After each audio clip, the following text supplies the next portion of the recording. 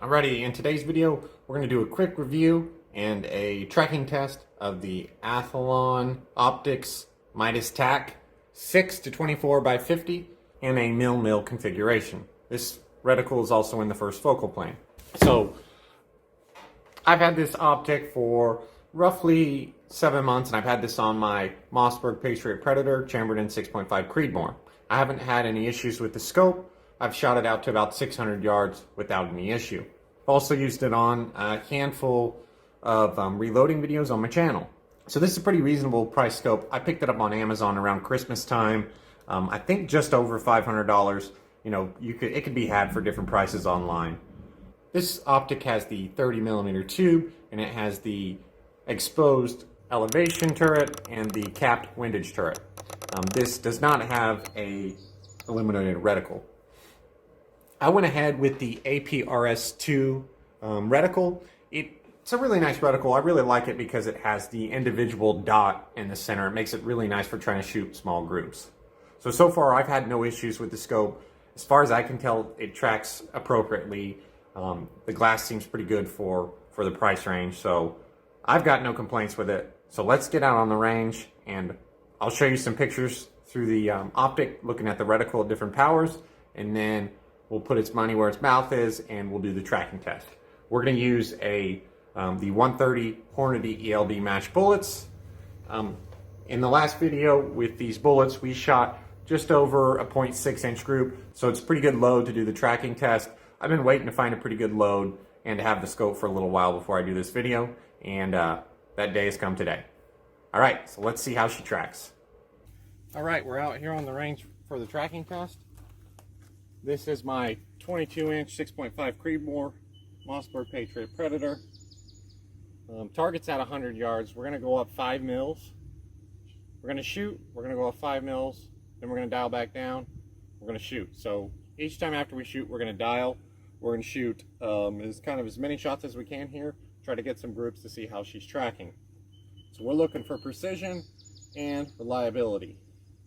So I've been kind of hesitant to do this test with this gun just because it's been, I don't know, this gun hasn't necessarily consistently shot that well, but I think I found a load here that's good enough to do the test. So this is the 130 ELD match with reloader 17. This shot a 0.6 something last time I shot it, so hopefully it does all right today. The barrel is cold, and I haven't shot the gun today, but it should be sighted in. Last time I shot these rounds, it was pretty much sighted in, so we should be pretty close to that orange dot down there.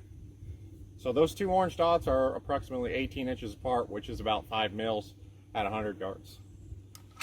Okay, so the first one we're going to shoot at the bottom, then we're going to dial up 5, aim at the bottom again and shoot, and so on and so forth. I'm going to do my best to keep everything nice and level so we can get the best results we can. But I am human, so there may be some human error in this test. We're going to try to eliminate as much of that as we can. All right, I'm going to go ahead and send the first shot down.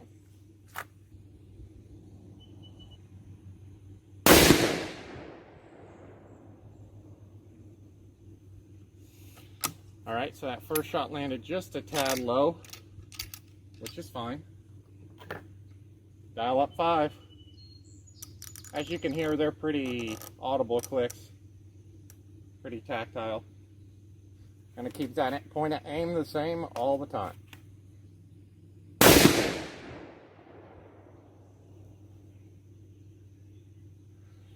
All right, so far so good. We're just going to go ahead and continue that.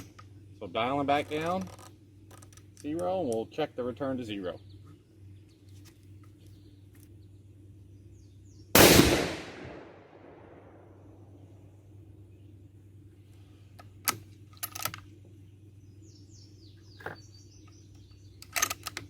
All right, we're going to dial back up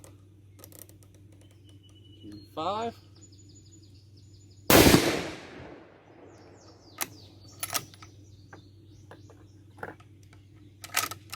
Okay, dialing back down.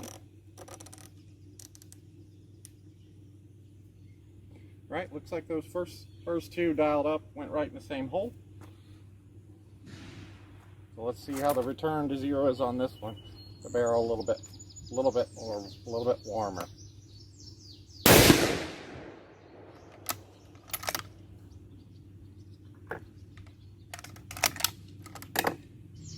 Alrighty.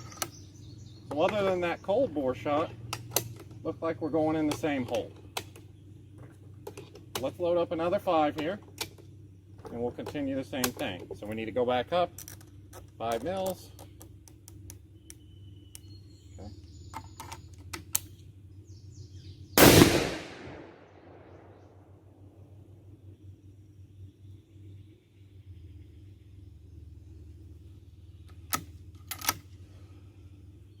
Okay.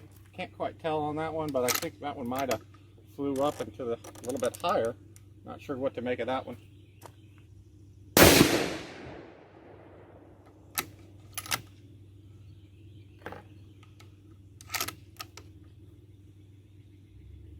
Okay, barrel's warming up a little bit. So we're going back up to 5. Okay, shooting another shot.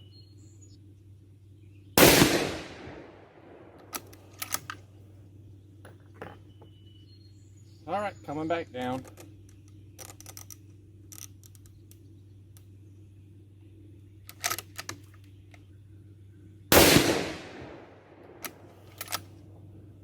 All right, last shot here. We're going to go back up to 5.